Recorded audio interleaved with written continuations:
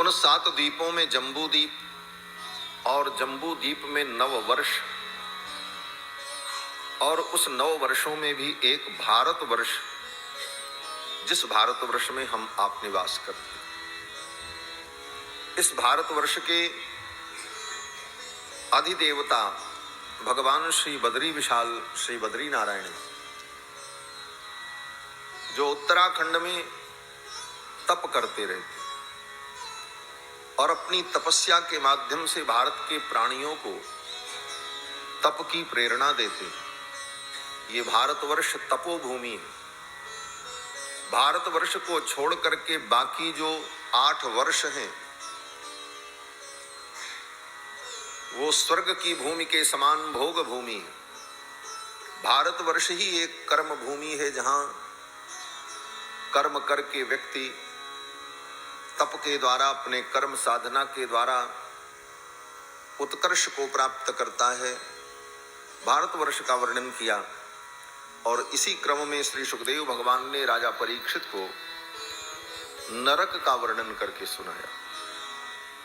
21 प्रकार के नरक का वर्णन, कौन सा पाप करने पर व्यक्ति को कौन से नरक की प्राप्ति होती। किसी ने कहा, इतनी सुंदर भगवान की मंगलमयी कथा चल रही थी, बीच में ये नरक का वर्णन क्यों किया? नरक की क्या जरूरत थी? कहते नरक का वर्णन इसलिए किया कि कौन सा पाप करने पर व्यक्ति को कौन से नरक की प्राप्ति होती है, ये जानना भी जरूरी है। क्यों? बोले जिस वस्तु का हम संग्रह करना चाहें और जिस वस्तु का हम त्याग करना चाहें, उन दोनों वस्तुओं के स्वरूप का ज्ञान अनिवार्य होता है। संग्रह त्याग की बिनु पहचाने। जिस वस्तु का हमें संग्रह करना है उसे भी हमें जानना होगा। जो वस्तु हम चाहते हैं पहले हम उसको जाने, तब उसको हम पा पाएंगे।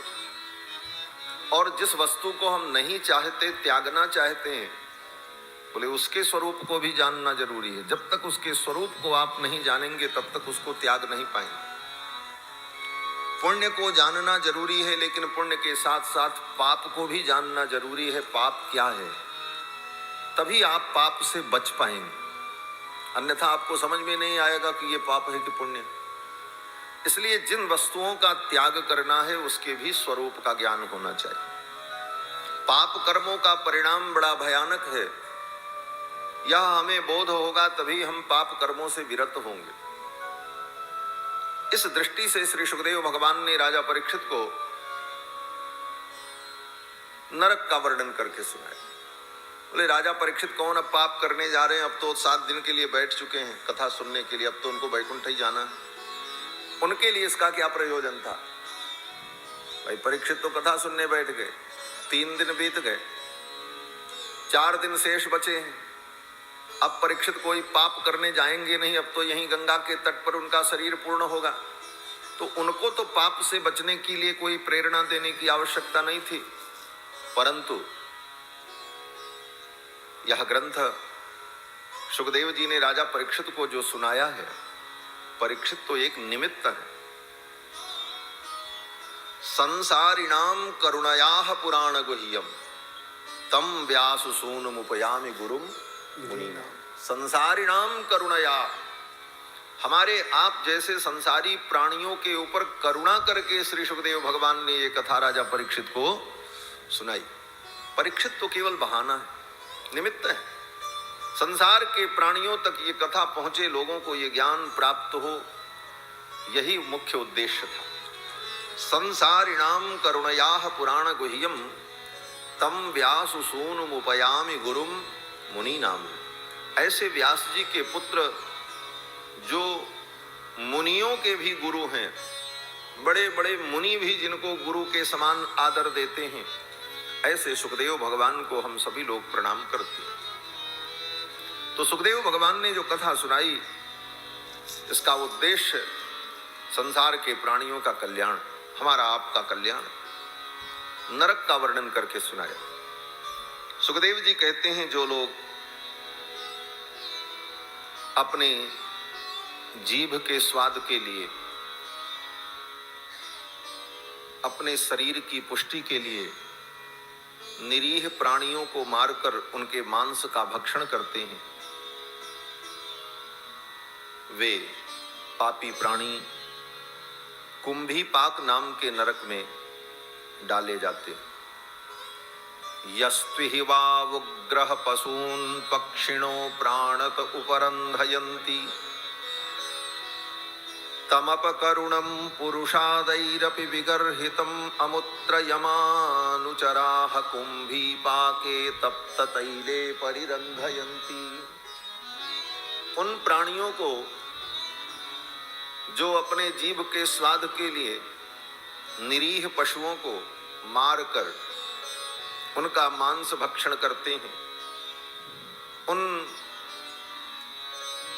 निर्दयी प्राणियों को जमराज के दूत कुंभीपाक नाम के नरक में ले जाते हैं। कुंभीपाक नाम के नरक में बहुत बड़ा तेल का कड़ाहा, खौलते हुए उस तेल में उस जीव को डाल करके पकाते हैं, फिर भी प्राणांत नहीं होता है और मरने से भी ज्यादा कष्ट की प्राप्ति होती। श्री सुखदेव भगवान कहते हैं, राजन, जो लोग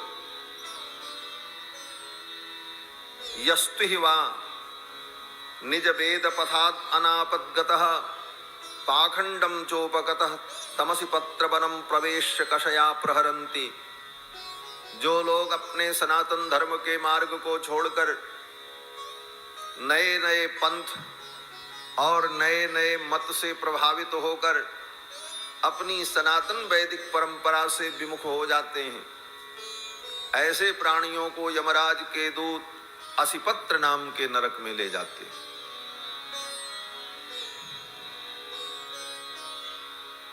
आज इस कलयुग में बहुत से मत और पंथ जो लोगों के द्वारा चलाए गए, वो मत पंथ वैदिक परंपरा से विरुद्ध हैं और उन मत पंथों का जो अनुसरण करेगा वह भी नरक में जाएगा।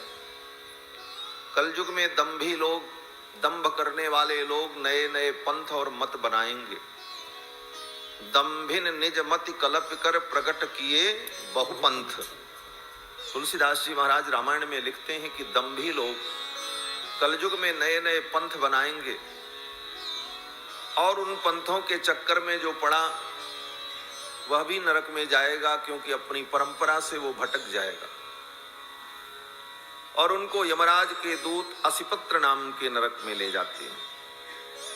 यस्त्विहि वै राजा राजपुरुषो वा अदंडे दंडम प्रणयति ब्राह्मणे वा शरीरदंडम सपापी यानत्र नरके सूकर मुखे निपतति।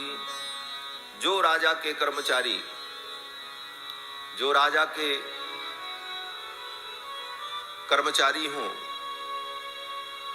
और किसी पद और अधिकार से युक्त हैं, वे लोग अपने अधिकार का दुरुपयोग करते हुए किसी निर्दोष व्यक्ति को अगर दंडित करते हैं, उनको किसी अभियोग में फंसाते हैं, तो ऐसे उन राज्य कर्मचारियों को, राजा के अधिकारियों को यमराज के दूत सूकर मुख नाम के नरक में ले जाते हैं।